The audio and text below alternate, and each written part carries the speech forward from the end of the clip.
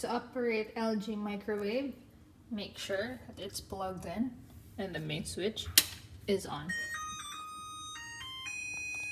To open, just pull this lever right here, close,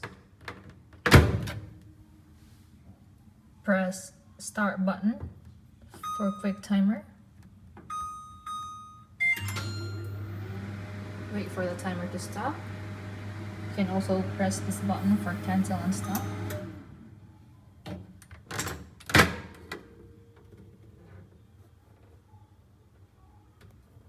You can press these buttons right here for selection or to set the program you want to choose by pressing these buttons right here.